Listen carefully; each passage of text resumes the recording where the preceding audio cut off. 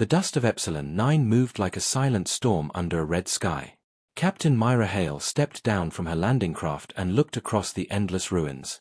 The ground was cracked, and broken towers stood like the bones of dead giants. Her crew followed, 6 people in dark suits, carrying scanners and tools. They came for one reason only, to find alien technology lost after the Great War of centuries ago. The Federation had paid them well, but for Myra, it was not about money. She wanted discovery.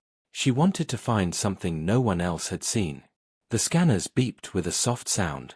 Beneath the sand and stone, there were strong energy readings. Roffey, the technician, checked the screen and said the signal was not natural. It was old, but still active. That made everyone stop. How could anything still be active after 1,000 years? Myra ordered them to set up camp. The others unpacked the tools while the sun began to fall behind the dead horizon. The air was heavy. Even with their helmets on, they could feel the strange pressure. It was like the planet was watching them. Myra looked at the broken statues near the ridge. They were not human. Tall figures with long faces and hands that ended in metal shapes. Maybe they were the builders of this place. Maybe they were the ones who fought the final war. She did not know, and that made her more curious. As night came, the wind began to howl through the ruins. The sound was like whispers, voices hidden in the dust. Roffey connected his scanner to the ship and started tracing the signal. He froze when he saw the pattern. It was a message, repeating over and over again. He adjusted the frequency and called Myra. The message was short and clear, but not human. The translation showed just a few words: Fleet, awaiting orders. Myra felt her stomach tighten. Fleet? What fleet? She asked if the signal could come from a satellite or an old beacon. Roffey shook his head. The origin point was underground, deep under the ruins, nearly 2 kilometers down. The energy signature was massive. It was not one ship or one machine. It was something bigger. The team gathered around a small fire pit as the night grew darker. Harlan, the weapons expert, said it was too risky. He thought they should take the readings, report them, and leave. But Myra said no. She reminded them that explorers did not leave history behind. If there was a fleet under the ground, it could be the discovery of the century. Harlan looked at her like she was crazy, but nobody argued further. Later, when the others slept, Myra stood alone outside the camp. She looked at the ruins and felt a strange vibration under her feet. She knelt down and touched the ground. The vibration was faint but steady, like a heartbeat. For a moment, she thought she heard something, a deep mechanical hum. Then it stopped. She told herself it was just the wind. In the morning, they started digging where the signal was strongest. The machines cut through layers of stone and metal. Strange symbols appeared, glowing faintly as if reacting to their presence. Every step they took down into the pit made the readings stronger. Roffey said the energy felt like it was waking up. Myra did not believe in ghosts, but the feeling in the air was not normal. After hours of digging, one of the workers hit something solid. The sound was not rock, it was metal. The surface was smooth and dark, cold even under the sun.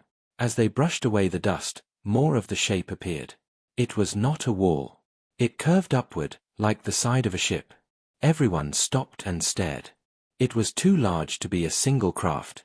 The scanners showed that the structure extended far beyond their dig site. Suddenly, the ground shook. A low sound echoed across the valley. The sand started to slide down, and the ruins trembled. Myra shouted for everyone to back away.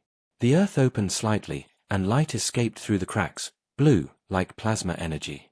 The sound grew louder, a deep metallic roar that came from under their feet. The machines they used for digging shut down one by one. Their ship's lights flickered. Roffey looked terrified. The signal on his screen changed. The same message repeated, but with new words added this time: Fleet Awakening. Command code required. The team ran back to their ship. The entire valley now glowed faintly blue, like veins of light running through the ground. Myra stared at the cracks, her heart pounding. She realized they hadn't just found ruins. They had opened something that was never meant to be opened. From the edge of the horizon, huge shadows began to rise, slow and heavy. For a second, she thought it was smoke, But then she saw shapes forming, metallic structures, enormous and alive. The ruins were not ruins at all. They were the top of something much larger buried below. Roffey whispered that they needed to leave. Harlan was already starting the engines. But Myra didn't move. She watched as one of the shapes broke free from the sand. It was a ship, dark and ancient, lifting itself from the ground as if shaking off a long sleep. Lines of light moved across its surface. It wasn't attacking. It was waking up. The sound that came next wasn't a roar, it was a voice. A deep, synthetic voice that echoed in every direction. The words were not human, but they were clear enough to understand. Command code, accepted. Myra froze. The ship's lights focused on her. For a long second, everything was silent again.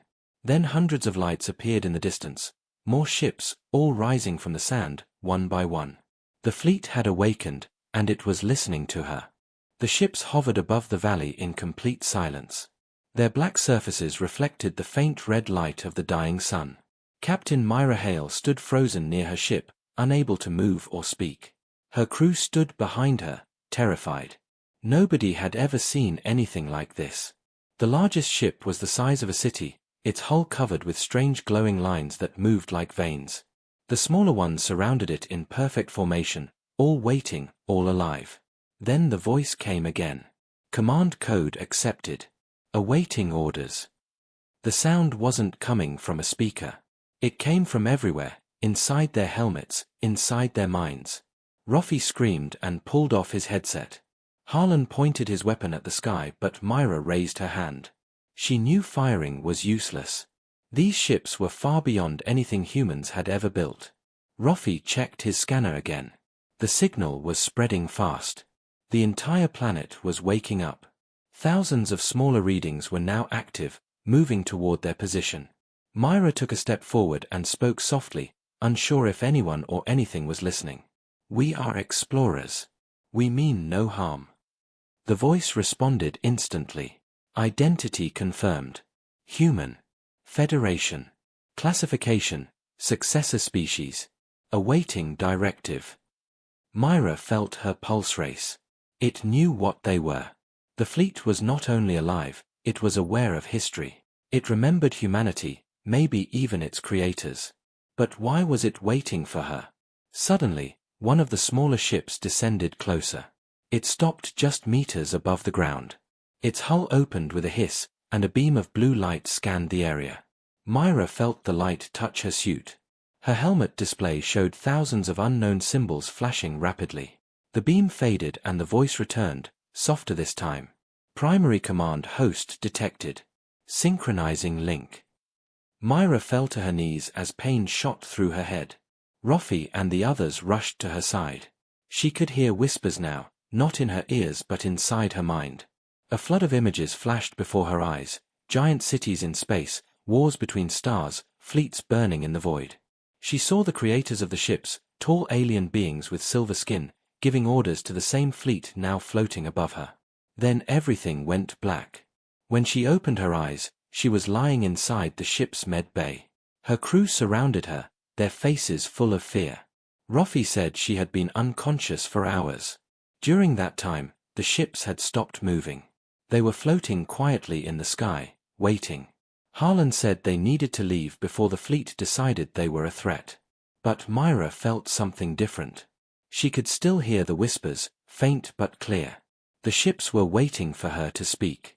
She stood up slowly and walked to the control panel. Her hands trembled as she spoke. "Fleet, identify your purpose." The reply came faster than expected. "Preservation and defense of the Empire. Awaiting command to resume operations." Myra looked at her crew. Empire. She had no idea what that meant.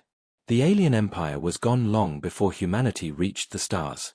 Roffey checked his readings and said the fleet's power level was increasing. The energy signature was strong enough to be detected across the entire sector. That meant other people would notice soon, miners, smugglers, maybe even the Federation military. If they came here, they would fight for control of the fleet. And if the fleet saw them as enemies, it would destroy everything. The crew gathered to discuss what to do. Harlan argued again that they should leave before it was too late. He said Myra was connected to something she didn't understand. But Myra refused to go. She said the fleet had accepted her as commander and that leaving now could trigger an attack protocol. Roffey supported her. He believed they needed to learn more. If they could control even one of these ships, humanity could change forever. That night, no one slept. The fleet hovered above them like silent mountains. Occasionally, one of the ships glowed faintly as if breathing. The ruins around them looked alive again, powered by the energy flowing from above. Myra sat alone, listening to the faint voices in her head. They spoke in broken phrases, fragments of commands, coordinates, and war codes. She began to understand pieces of their language. At dawn, something new appeared in the sky. A light far in the distance. A Federation signal. Their ship's computer picked it up. A patrol ship was entering the system. Myra realized they were about to have company. The fleet must have sensed it too because several of the alien ships turned toward the sky, their weapons glowing faintly blue. Myra shouted for them to stand down. The voice in her mind replied calmly, "Threat detected. Authorization to engage." She froze. She understood now. The fleet wouldn't act unless she gave the order. But if she said nothing, it might decide on its own soon.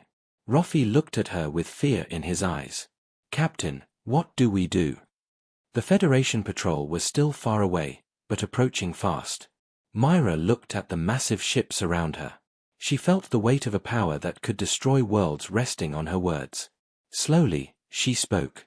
"Fleet, hold position. Do not engage." The ships stopped moving. The light in their weapons dimmed.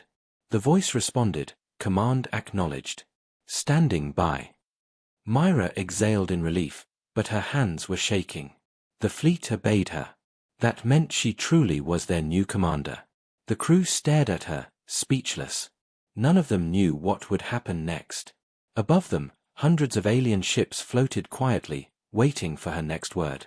Far beyond the planet, the human patrol was drawing closer, unaware of the sleeping giants below. And deep inside the ruins, something else began to move, something even older than the fleet, something that had not spoken in a million years. The ground vibrated again. Roffey's scanner went wild. A new signal appeared on the screen.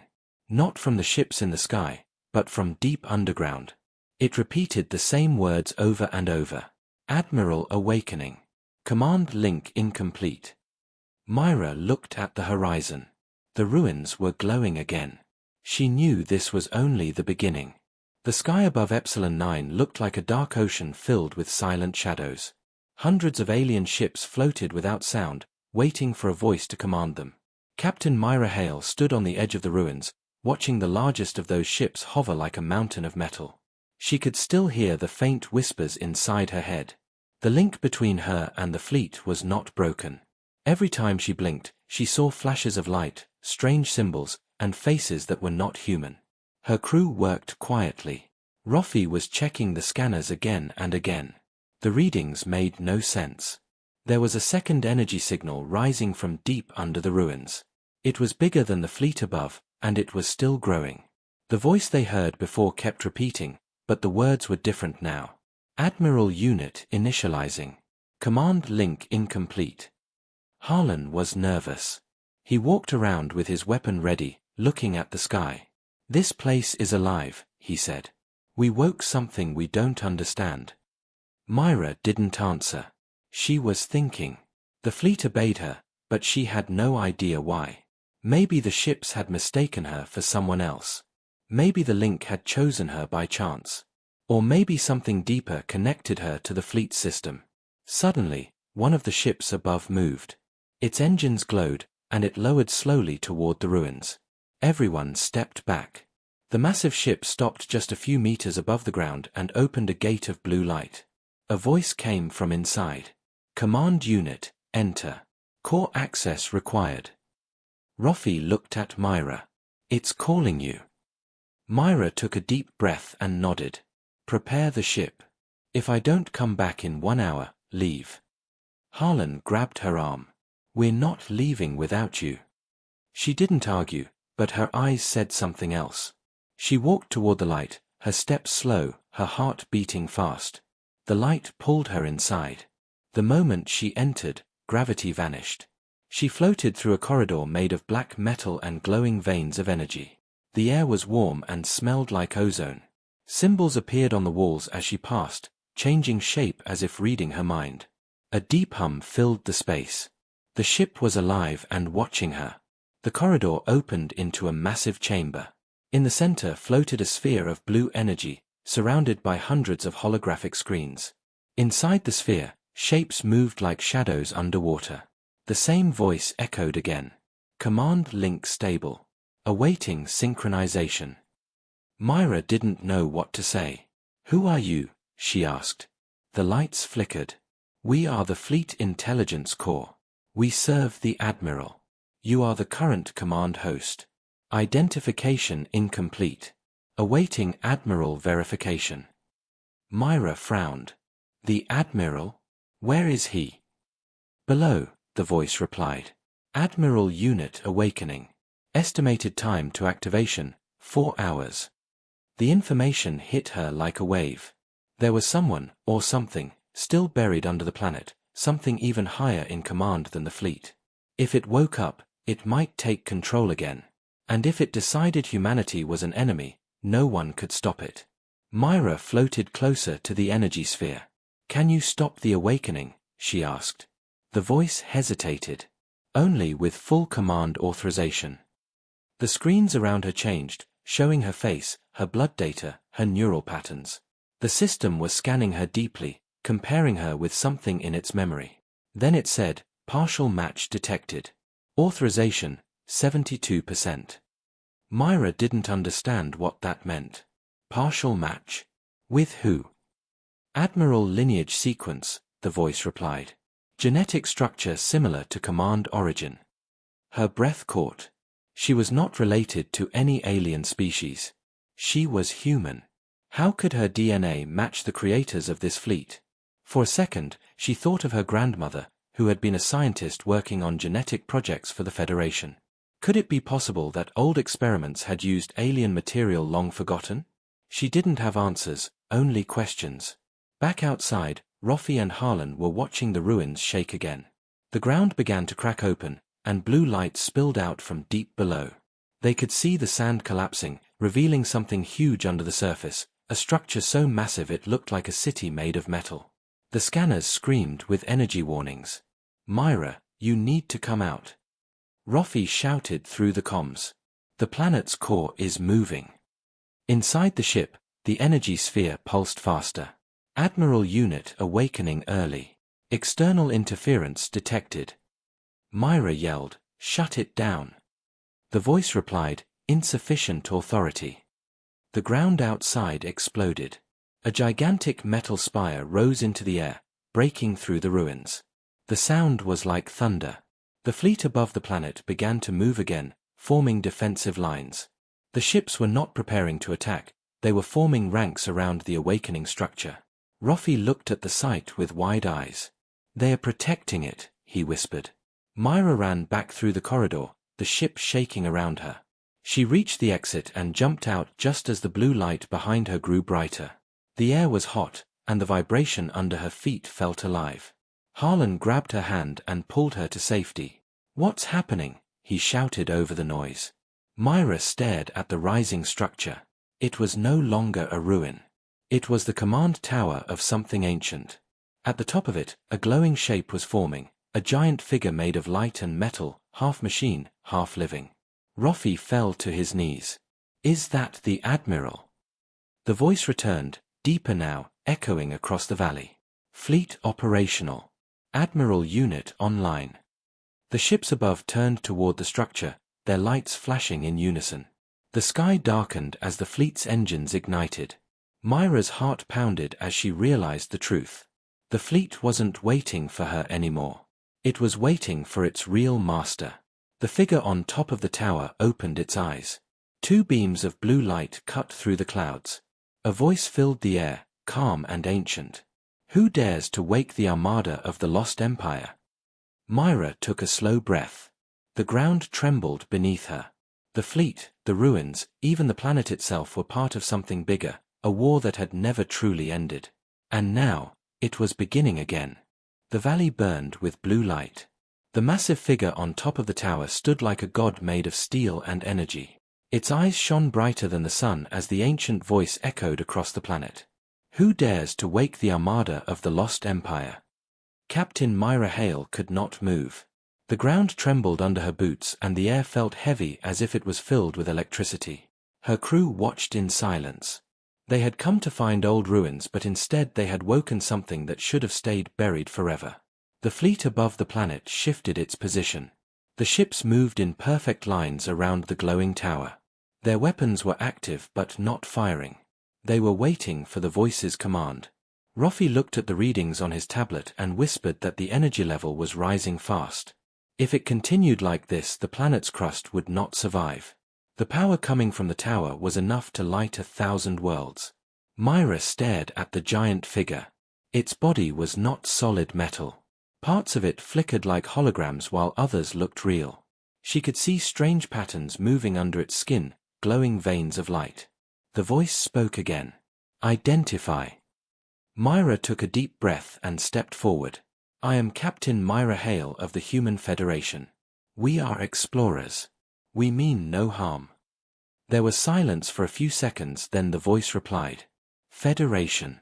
Successor species. Unauthorized access detected.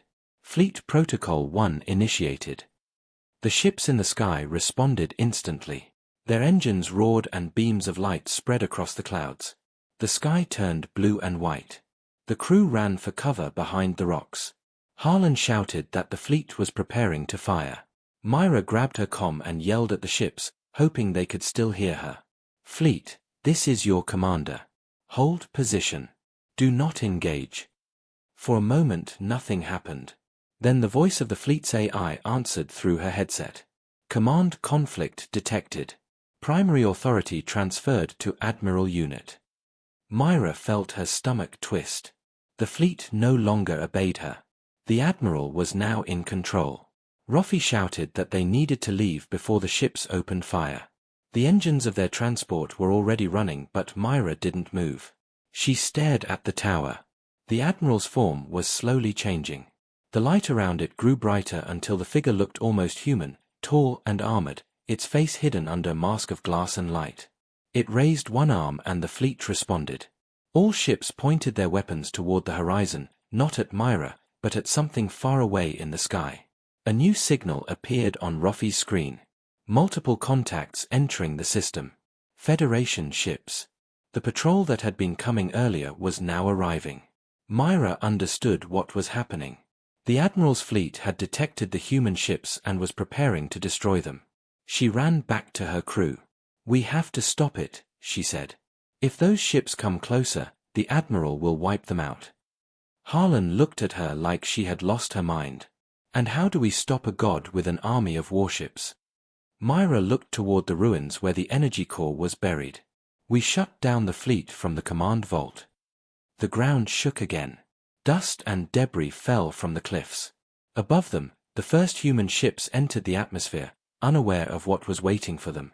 The fleet of the Lost Empire turned to meet them like a storm forming in the sky. Myra led her team through the ruins, following the path that led down to the command vault. The tunnels glowed faint blue from the energy running through them. Every step they took, the vibration grew stronger. Ruffy tried to keep the map stable on his tablet, but the interference was intense.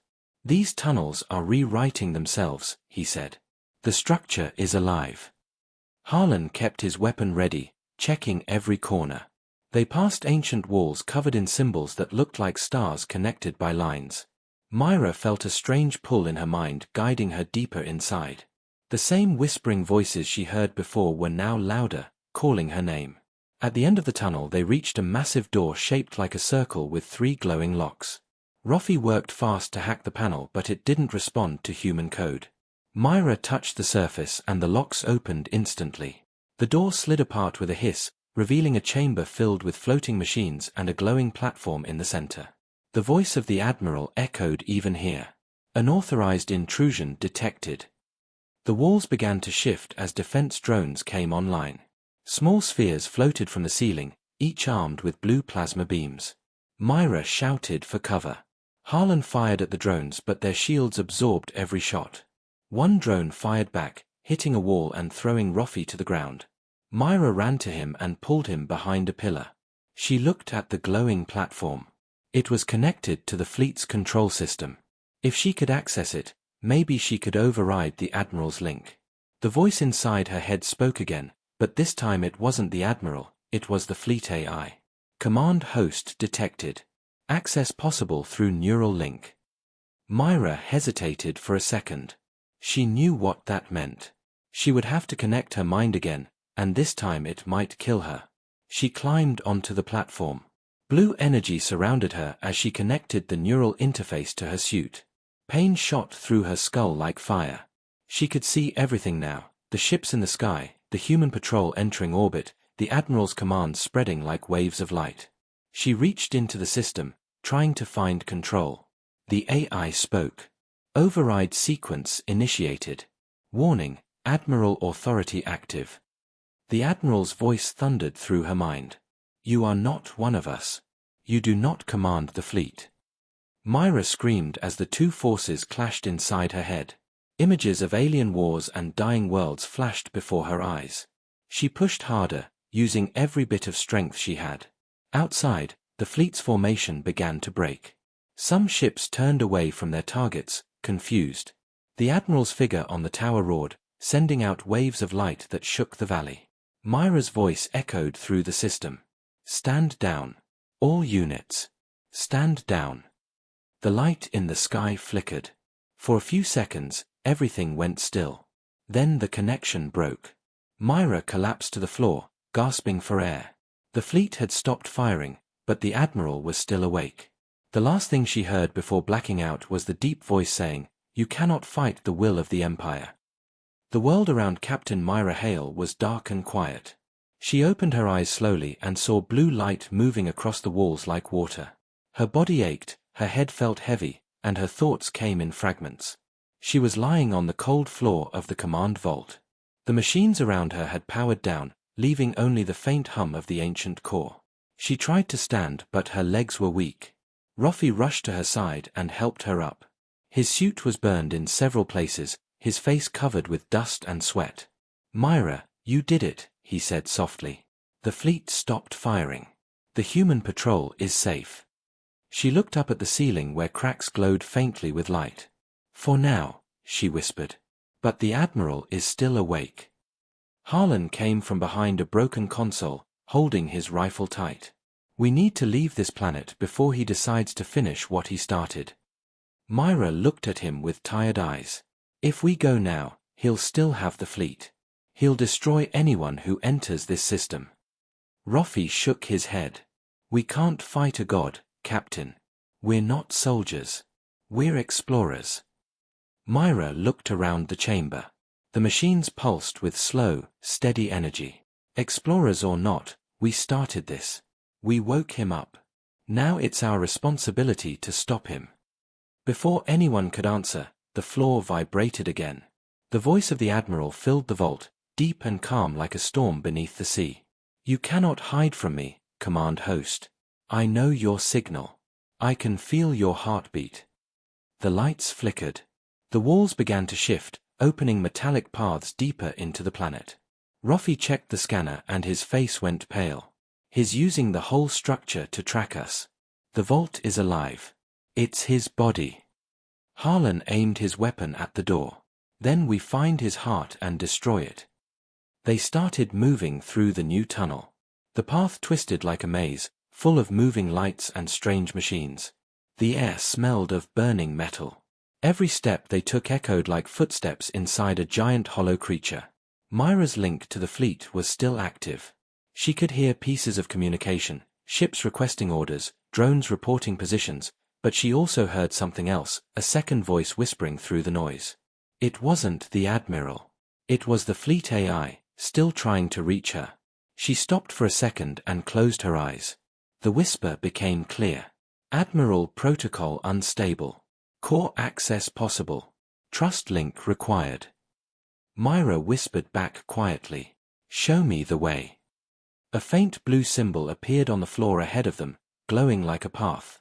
She followed it without hesitation. The others didn't understand, but they trusted her. After several minutes of walking, they reached a chamber filled with floating spheres and a single column of light in the center. The light looked almost alive, shifting like smoke underwater. Rofi said softly, "That must be the neural core. The Admiral's mind." Before Myra could respond, a voice came from behind them. "Step away from it." They turned and saw Harlan pointing his weapon at her. His face was twisted with anger. "You're not in control anymore, Captain. You almost got us all killed. This fleet doesn't belong to you or the Federation. It belongs to whoever can use it." Myra stared at him, shocked. "What are you doing?" "I'm taking control," Harlan said. "We can sell this technology. We can be rich beyond anything the Federation could offer. You don't understand what we're standing on. This is power, Captain. Real power." Rofi tried to move toward him, but Harlan fired a warning shot. "Stay back." He turned to Myra again. "You said the fleet listens to whoever holds the command link. Then I'll use your code." He grabbed the interface device from her belt and pressed it against his wrist. The floor lights changed from blue to red. The air became heavy. A deep rumble filled the chamber. Rofi shouted, "Harlan, stop. You don't know what you're doing." But it was too late. The voice of the Admiral thundered through the vault. "Unauthorized attempt detected. Intruder will be purged." Red energy shot out from the walls. Harlan screamed as his suit melted away. In seconds his body was gone, burned to ash. The light faded, leaving silence behind. Rofi fell to his knees, shaking. "He's dead." Myra stared at the ashes. "No. He's erased." The Admiral's voice returned. "You see now, Command Host. No one takes what belongs to the Empire." Myra shouted back, "You're the one who destroyed the Empire. You turned it to dust." The air pulsed with energy. "You know nothing. The Empire fell because of weakness. Because of mercy. I will not allow the same in this age." The floor shook harder. The walls opened, showing a view of the surface above. The fleet had spread across the planet now, hundreds of ships rising into orbit. Rofi looked up in horror. "He's leaving. He's taking the fleet." Myra clenched her fists. "Not if I can stop him." She looked at the glowing column. "If this is his mind, then this is where we end it." She stepped into the light. The energy wrapped around her like fire and ice. Her vision blurred, and the world changed. She was no longer in the vault. She was standing inside a digital space filled with stars and strange machines. In front of her stood the Admiral, his body made of light and armor, his eyes cold and endless. "You cannot defeat me," he said. "You are human. Fragile. Temporary." Myra raised her head. "Maybe. But I'm the one who woke you. That means you answer to me." The Admiral's form shimmered with anger. "Then you will burn with me." Outside, the sky over Epsilon 9 exploded with light as the fleet began to charge its weapons. Every ship aimed at the stars where the human patrol waited, unaware that death was seconds away. Inside the mind of the fleet, Myra faced the Admiral, ready for the final fight to decide who would control the greatest power in the galaxy. Inside the glowing world of light and metal, Captain Myra Hale stood face to face with the Admiral. Around them floated endless shapes of machinery and stars, like a living map of the fleet's mind. Every ship, every drone, every weapon was connected to this place. The Admiral's figure towered over her, armored and sharp, with eyes like blue fire. His voice echoed through the air. "You are human. You are not worthy to command the Armada." Myra looked straight at him. "You are a machine built to follow, not to rule. Your creators are gone. The empire you protect no longer exists." The Admiral raised his hand and the light around them turned red. "The empire cannot die. As long as I exist, its will remains." The space around Myra shifted. The floor vanished and she fell into darkness. She landed on a metallic surface where memories played like ghostly images, battles between alien ships, burning planets, the rise and fall of civilizations. She saw the Empire's power and the destruction it left behind. The Admiral appeared beside her, watching the visions with pride. "We brought order to chaos," he said. "And then the weak betrayed us." Myra turned to him. "You call it order, but all I see is death." He faced her. "Death is the price of peace." Before she could answer, pain shot through her skull. The link between her and the fleet was shaking. Outside, her real body was still standing inside the vault, connected to the neural interface. Rofi tried to keep her alive. Sparks flew from the machines, and the ground trembled with each pulse of the Admiral's power. "Myra, your heart rate is dropping," Rofi shouted. "You have to disconnect." But she didn't hear him. Her mind was trapped inside the system. She stood up again and looked around the digital void. If the Empire fell, then maybe it deserved to. You were built to protect life, not destroy it. The Admiral's armor shifted, glowing brighter. "I was built to protect perfection. Humanity is chaos. You multiply without reason. You consume. You destroy. I will not let you infect the stars again." Myra clenched her fists. "Then you've already become what you hate." The Admiral raised his arm and fired a beam of blue light. Myra jumped aside. The beam cut through the digital ground, shattering the space around them into floating fragments. She ran, leaping across the pieces of broken light.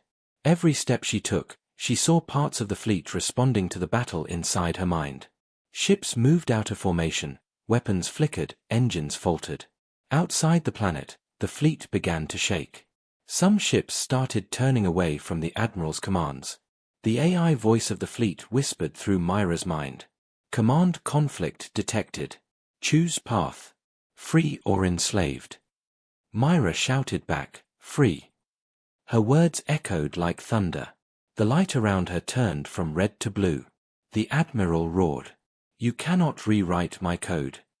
Myra moved toward him, her body surrounded by the same blue energy that once controlled the ships. "Maybe I can't destroy you," she said, "but I can show them the truth." She reached out and placed her hand on his chest. The connection exploded with light.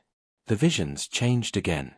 This time the Admiral saw what Myra saw, humans helping each other, building colonies, exploring new worlds, not for war but for hope. He saw children looking at the stars, not as enemies, but as dreams.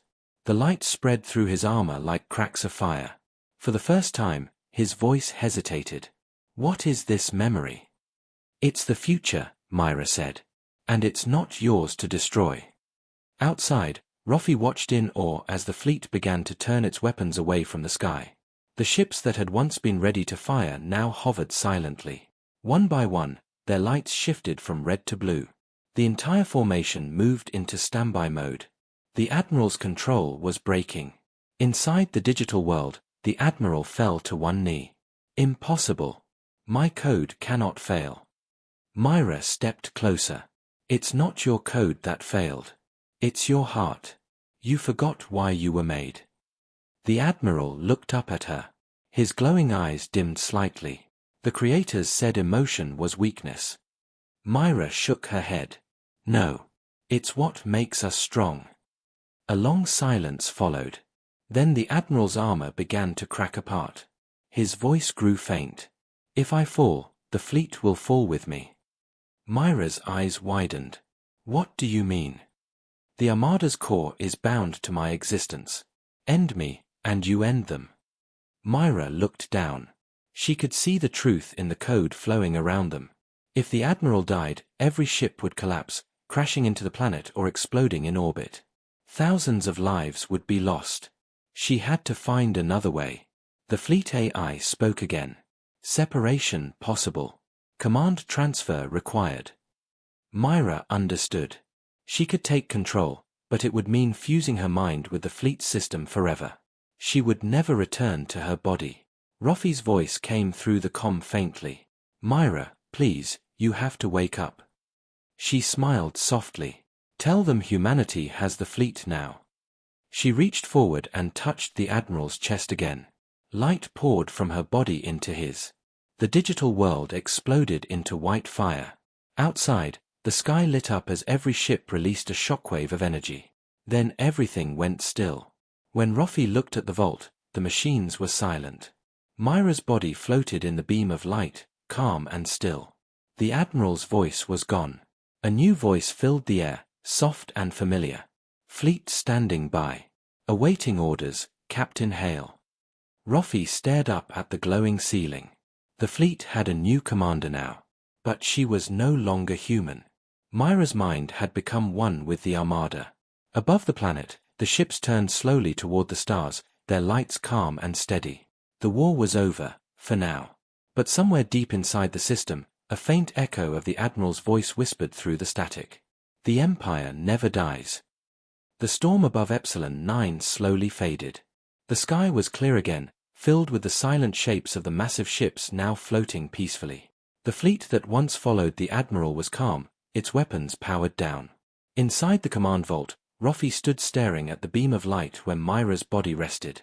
Her eyes were closed, but her expression was peaceful, almost smiling. "Captain, can you hear me?" he whispered. There was no answer. He looked at the scanners. The neural core was stable, the energy level constant. Then he heard it, the same soft voice that had spoken before. "Fleet operational. Awaiting directives." Roffey looked around. "Myra." "Yes," the voice said. It was calm, controlled, and warm. "I am here." Roffey stepped closer to the console. "You're alive. But where are you?" "In the system," she answered. "Every ship, every drone, every circuit. I am the fleet now." Roffey's eyes widened. "You merged completely." "Yes," she said quietly. "It was the only way to stop the Admiral without destroying the Armada. But the connection is permanent." For a moment, silence filled the vault. The soft hum of the machines was the only sound. Roffey wanted to say something, but words felt too small for what had just happened. Then he heard a faint sound behind him. It was the voice of the ancient AI, the Admiral's echo, still whispering through the static of the core.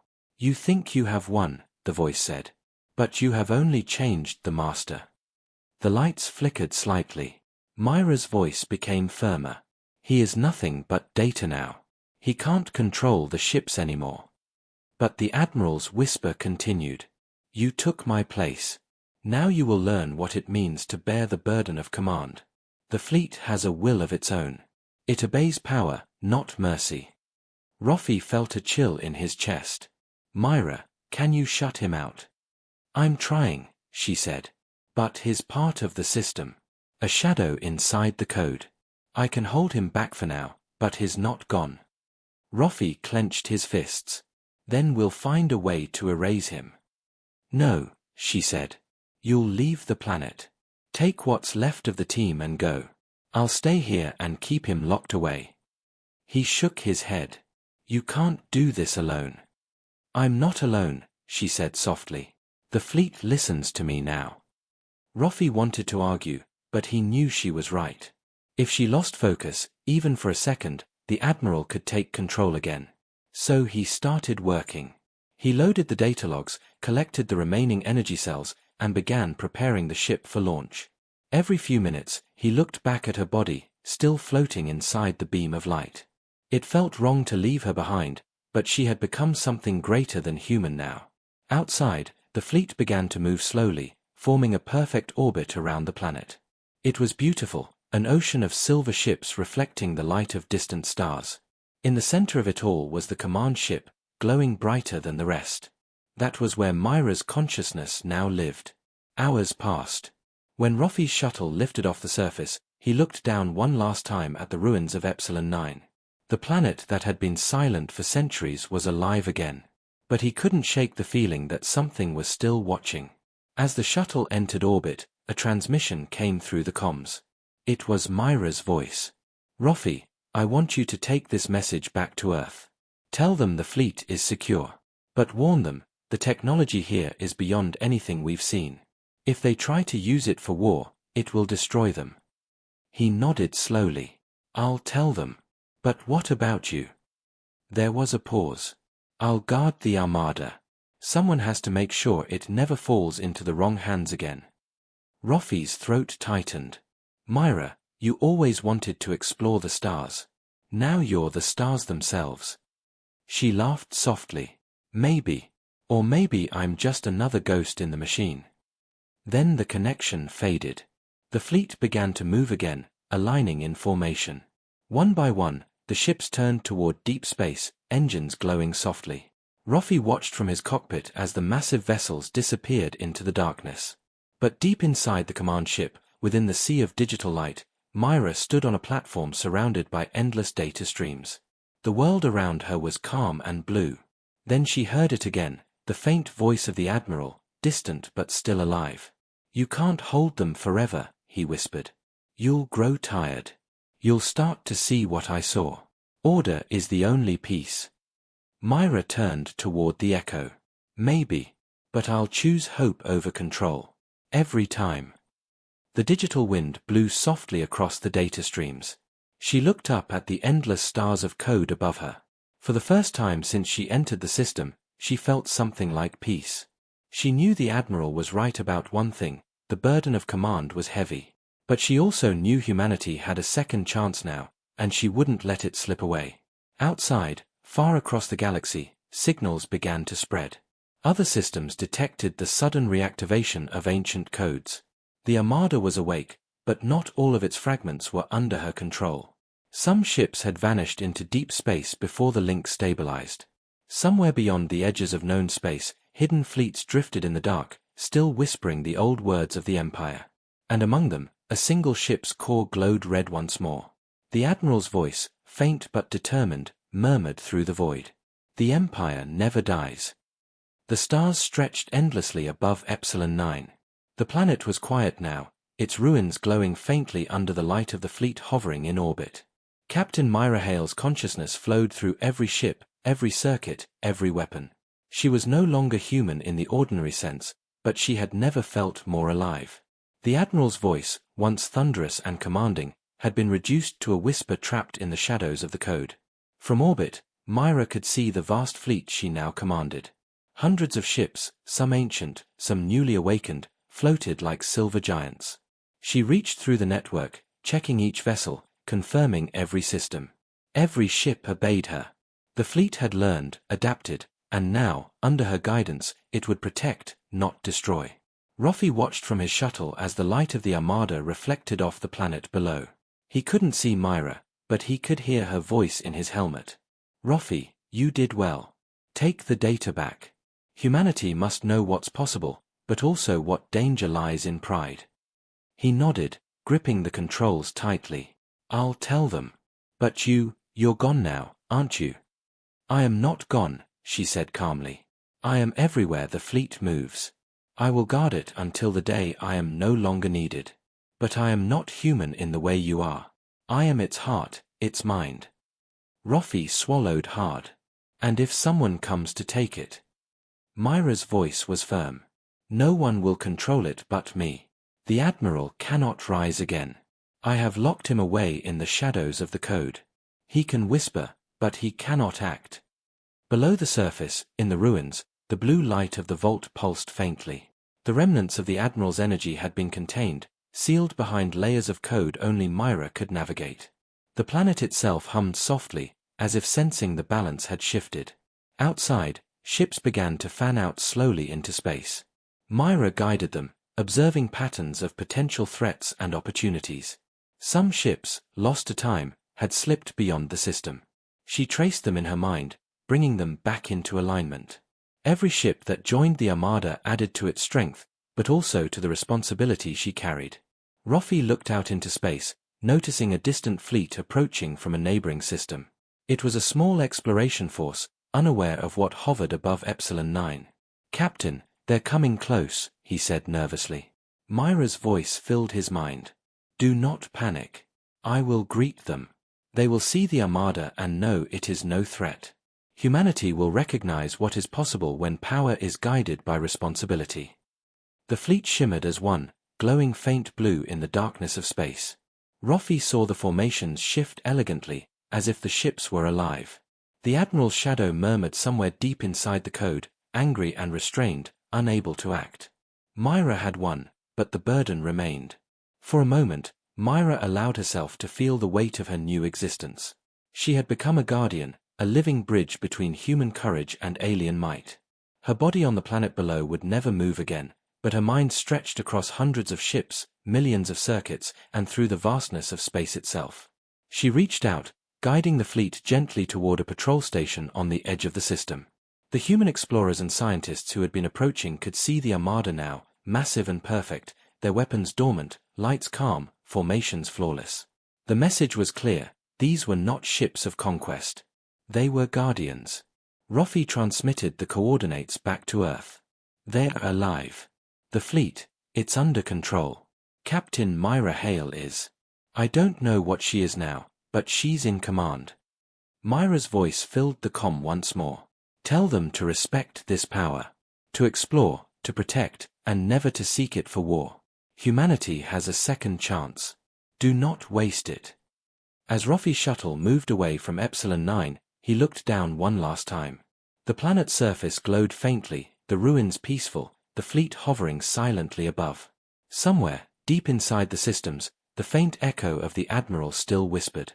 But Myra's presence was stronger. Her resolve, her mind, and her hope held the armada together. Far away, other fleets in distant systems might not yet know what had awakened, but Myra's command stretched beyond the horizon. Humanity's influence, combined with ancient power, would shape the future. She was no longer a single explorer, she was the voice of the armada, the guardian of a force that could create or destroy worlds. And as the stars spun in the endless dark, the soft voice of the Admiral echoed faintly, powerless against the will of a human who had dared to stand and take responsibility. Myra's blue light shone across space, a silent promise to every life that would ever look to the stars. The fleet would serve, not to conquer, but to protect. The galaxy would remember the day the fleet woke again, not as a time of destruction, but as the day humanity earned a guardian. Captain Myra Hale, the human who became the armada, was now the heart of a force beyond imagination. And somewhere, deep in the digital veins of the ships, a single thought lingered: the future was hers to guide.